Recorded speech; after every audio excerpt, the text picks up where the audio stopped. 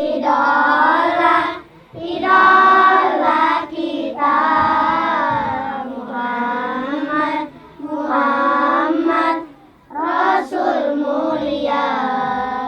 Idola, idola, idola kita Muhammad, Muhammad Rasul mulia. Assalamualaikum warahmatullahi ta'ala wabarakatuh. Ahlan wa sahlan, kaifa haluka adik-adikku dimanapun adik berada. Gimana nih kabarnya semua? Alhamdulillah. Nah adik-adik mari kenalkan diri adik-adik. Adik-adik nih semuanya dari mana nih? Sekolah di mana? Di SDIku Al-Bahjah. Nah adik-adikku mari kita sapa adik-adik yang ada di rumah. Ya adik-adikku yang ada di rumah dimanapun Anda berada. Ketemu lagi nih bareng Kak Fauzan pada perjumpaan pertama ini dalam program Teladan Anak Soleh. Program ini adik-adikku akan menceritakan kisah perjalanan baginda Nabi Muhammad SAW. Dan juga berisikan kisah para nabi dan rasul. Juga ada kisah para sahabat nabi dan juga kisah para ulama salaf soleh. Nah adik-adikku ya, mari di episode pertama ini kita membahas tema dengan judul Tentara Bergajah. Nah adik-adikku mau tahu nggak bagaimana kisah tentara bergajah? Nah sebelum kita masuk ke dalam ceritanya tentang program Teladan Anak Soleh. Berisikan kisah tentang sejarah, tarikh dan sirah perjalanan seorang nabi dan rasul serta para aulia Allah. Nah pada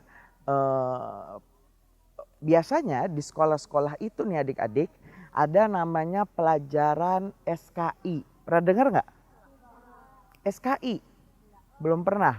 Nah SKI itu biasanya adalah namanya sejarah kebudayaan Islam. Kenapa sih pelajaran tentang sirah sejarah itu namanya pelajaran sejarah? Ada yang tahu nggak? Karena sejarah itu berasal dari kata syajaratun. Apa syajaratun? Pohon. Kenapa sih pelajaran sejarah namanya pelajaran pohon syajarah?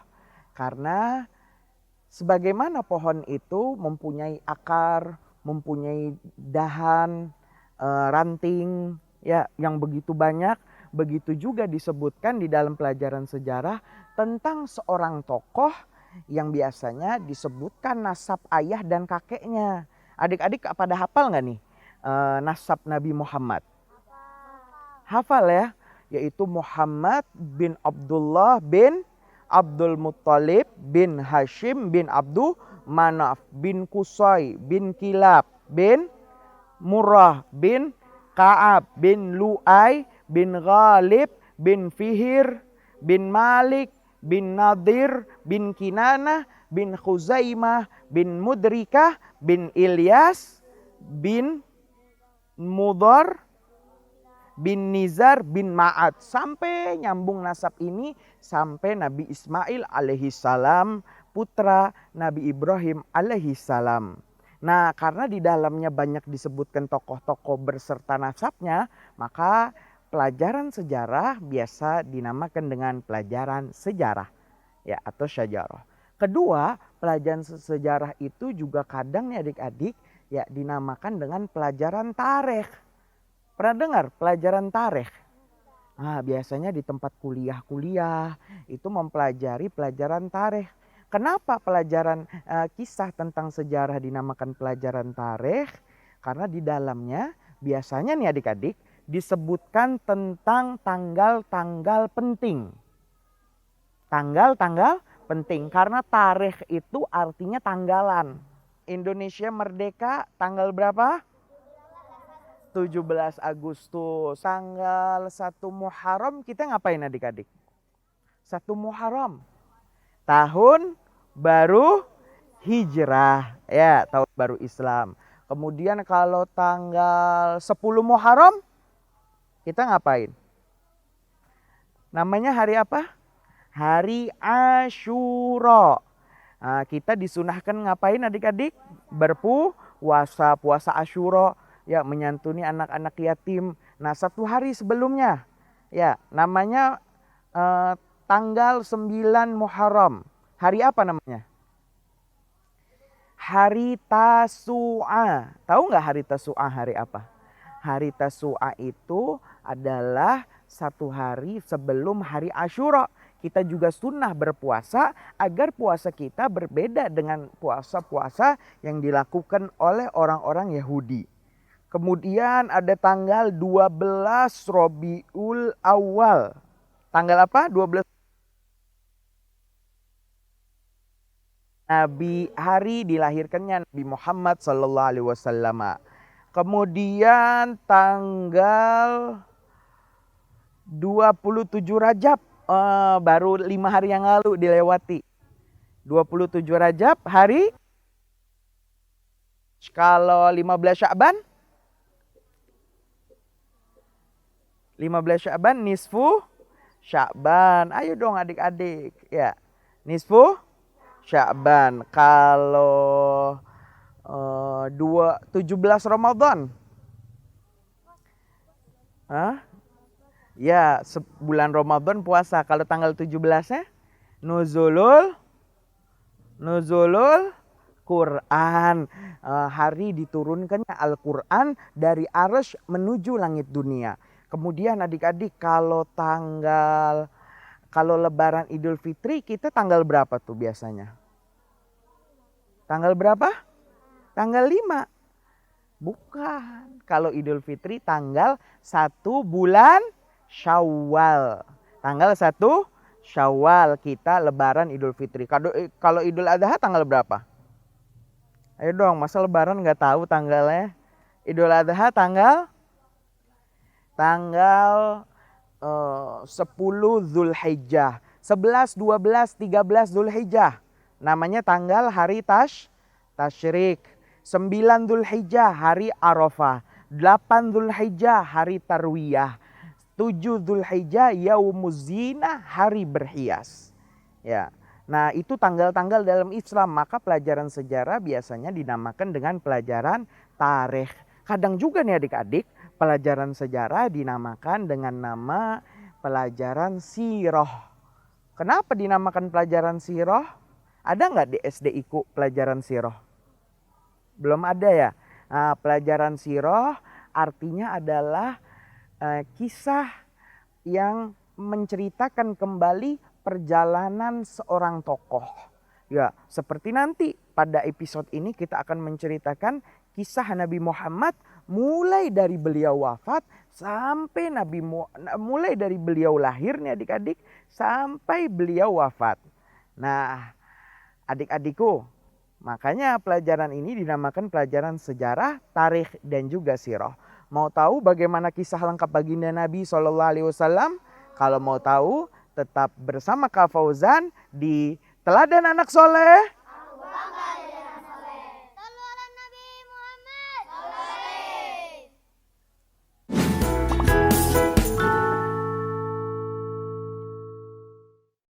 Mau menyaksikan kajian Buya Yahya tanpa biaya internet? Segera pasang parabola Al-Bahjah TV di rumah Anda. Bebas biaya bulanan dan tanpa koneksi internet.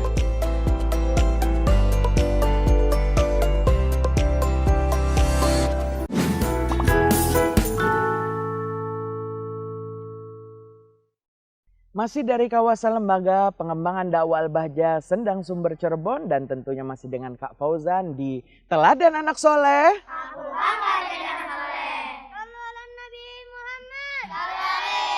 Nah, adik-adikku udah siap belum nih mendengar kisah tentang tentara bergajah?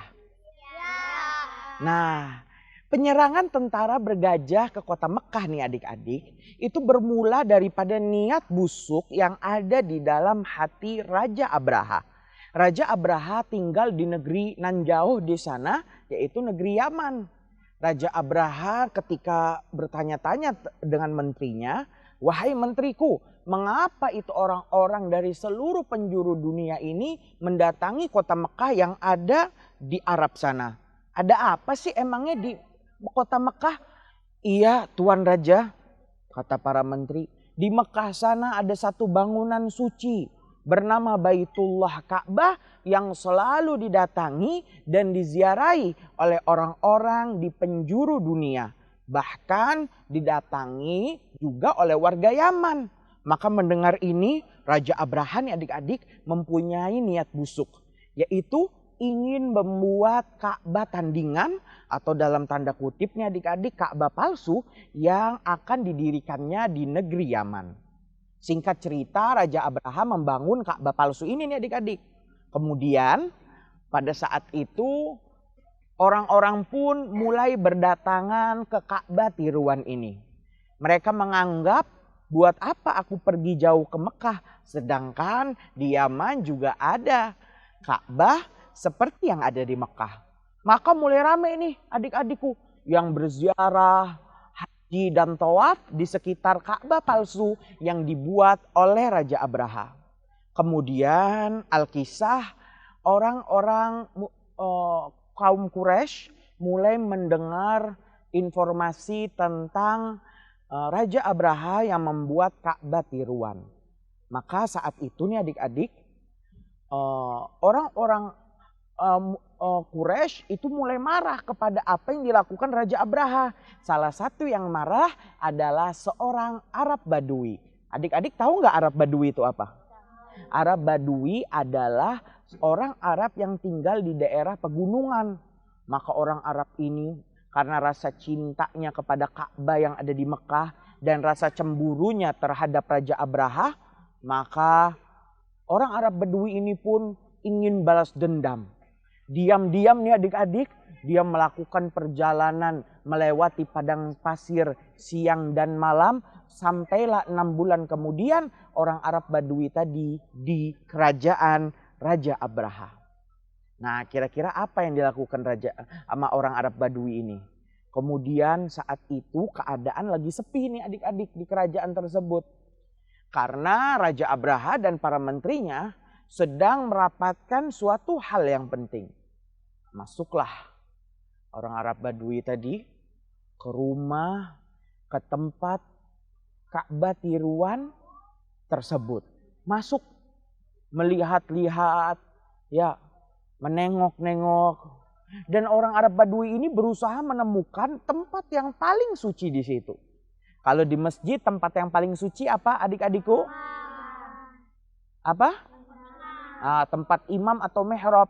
Maka si orang Arab Badui tadi mencari mana mihrabnya, tempat paling suci.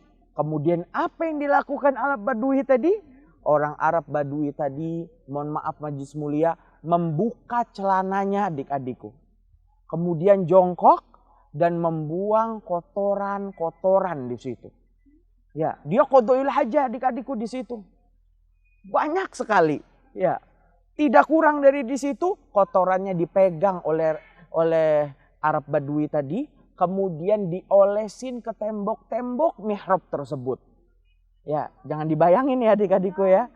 Udah puas membalaskan dendamnya, maka orang Arab Badui tadi kabur. Tapi ketika kabur, ada seorang tentara Raja Abraha yang melihatnya dari jauh. Raja Abraha yang lagi musyawarah di ruangan yang lain pun merasa tidak enak dan mencium bau yang tidak sedap. Bau apa ini? Apakah kalian semua membuang angin? Kata Raja Abraha. Tidak wahai Raja, kata para menteri. Maka Raja Abraha mencari sumber bau ini datangnya dari mana. Dan terkejut ketika ditemukan mihrab yang paling suci tadi. Terdapat banyak kotoran manusia yang bertebaran di mana-mana. Siapa yang melakukannya adik-adikku? Orang Arab Badui. Kenapa orang Arab Badui tadi melakukan itu? Membalas dendam. Karena balas dendam dengan apa yang dilakukan Raja Abraha. Kenapa dia balas dendam sama Raja Abraha? Karena Raja membuat Karena Raja Abraha membuat Ka'bah yang palsu. Maka orang Arab Badui ini balik lagi ke kota Mekah. Singkat cerita, Raja Abraha pun marah besar dan ingin menghancurkan Ka'bah atau Baitullah yang ada di Masjidil Haram di kota Mekah. Kemudian adik-adikku, Raja Abraha pun mensiapkan tentara-tentaranya. Dan Raja Abraha tidak tanggung-tanggung membawa gajah-gajah yang sangat besar yang disebut juga dengan nama mamot. Ya, Raja Abraha bawa gajah besar. Dan Raja Abraha menunggangi gajah yang paling besar. Dalam riwayat sejarah Raja Abraha membawa hampir 18 gajah yang besar. Melakukan perjalanan panjang berbulan-bulan melewati padang pasir hingga sampailah nih adik-adik Raja Abraha di perbatasan antara tanah halal Mekah dengan tanah haram Mekah. Jadi nanti ada tanah halal, ada tanah haram, ada Masjidil Haram, baru ada Ka'bah. Ketika sampai di perbatasan tanah halal dan haram, gajah-gajah yang ditunggangi tadi tiba-tiba mogok. Tidak bisa berjalan terus, tidak bisa melanjutkan perjalanannya. Berhenti itu gajah. Dipecut ya gajah tersebut tapi tetap tidak mau jalan. Gajah tadi sepertinya ngambek dan sepertinya tahu apa yang akan terjadi di tanah haram Mekah. Maka terus dipecut dan dipecut. Tapi ketika seorang panglima memerintahkan balik gajahnya. Maka ketika gajah tadi dibalik nih adik-adik 180 derajat. Ya tiba-tiba gajah tadi lari, ya berjalan. Sekencang-kencangnya dia lari. Stopin itu gajah. Maka di stop, ditahan dan dibalikin lagi ke arah Mekah. Tapi saat itu gajahnya tetap tidak mau jalan. Gajahnya tetap ngambek, tidak mau melakukan apa yang diperintahkan. Maka saat itu Raja Abraham memutuskan untuk beristirahat di perbatasan tanah halal dan tanah haram Mekah. Raja pun membuat tenda-tenda yang dihuni oleh para pengawalnya tadi. Tapi adik-adikku karena perjalanan yang sangat panjang, 6 bulan perjalanan, maka sisa-sisa bahan makanan pun habis. Ya, sisa-sisa bahan makanan pun habis. Maka Raja Abraham memerintahkan kepada para tentaranya untuk merampok onta-onta dan kambing-kambing milik penduduk Mekah. Bagaimana kisahnya? Kalau mau tahu, tetap bersama Kak Fauzan di Teladan Anak Soleh. Aku bangga jadi anak soleh. Sallallahu Nabi Muhammad. Saleh.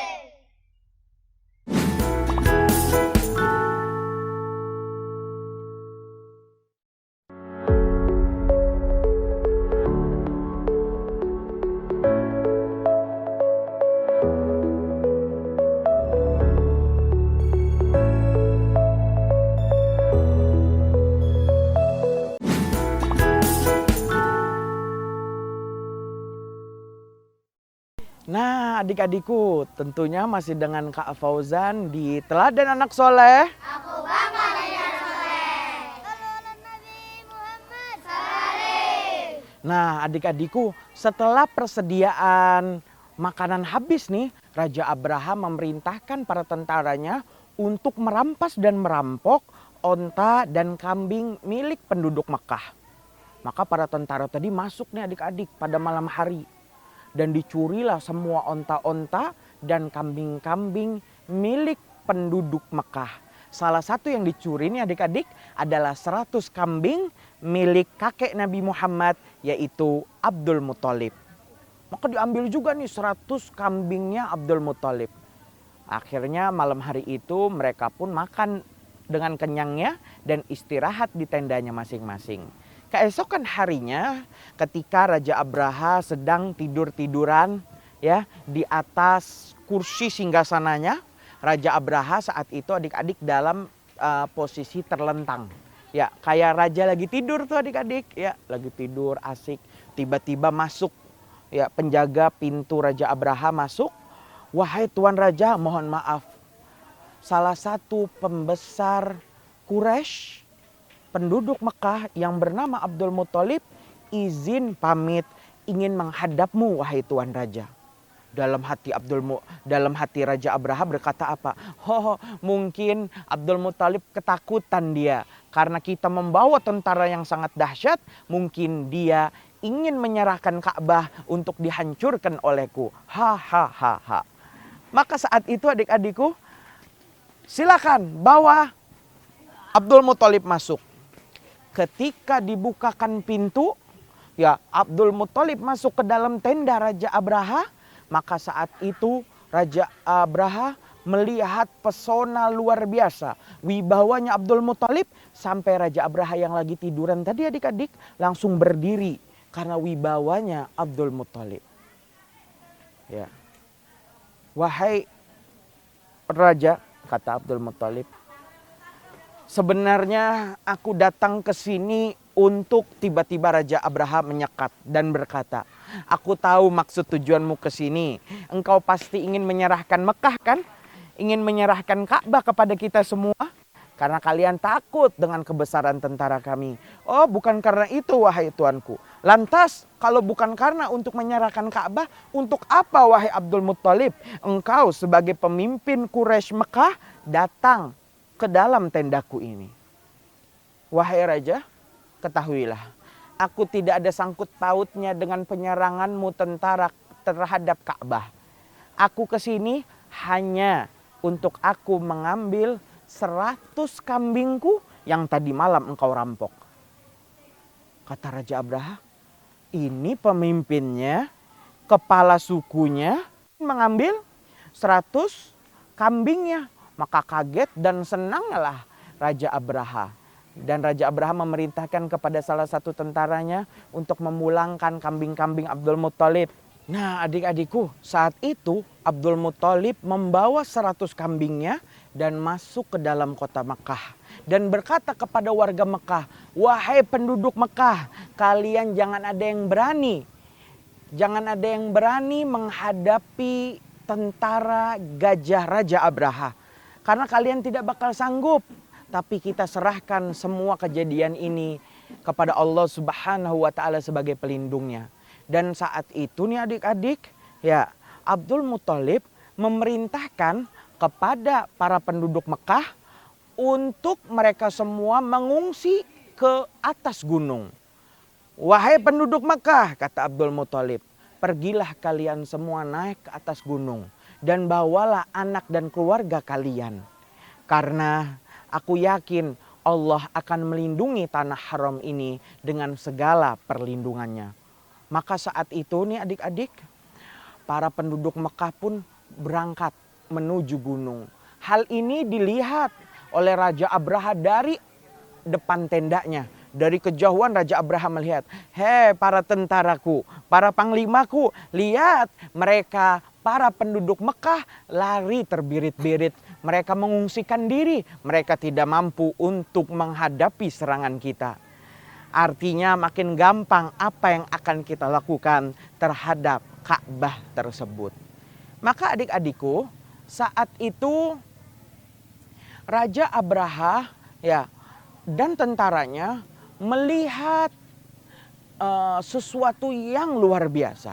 Tapi sebelum itu nih adik-adik, Abdul Muthalib pun mendatangi Ka'bah.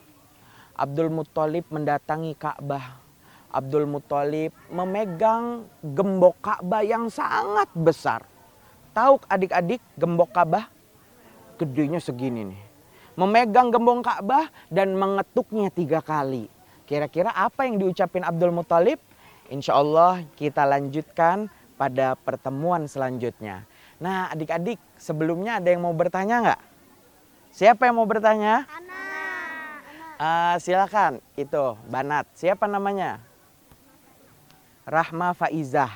Mau bertanya apa? Kak Fauzan, kalau Raja Abraha zalim apa tidak? Raja Abraha zalim atau tidak?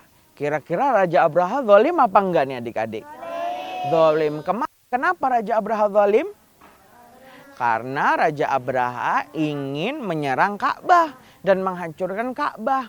Maka tentu Raja Abraha itu raja yang sangat zalim dan terlaknat. Bagus adik.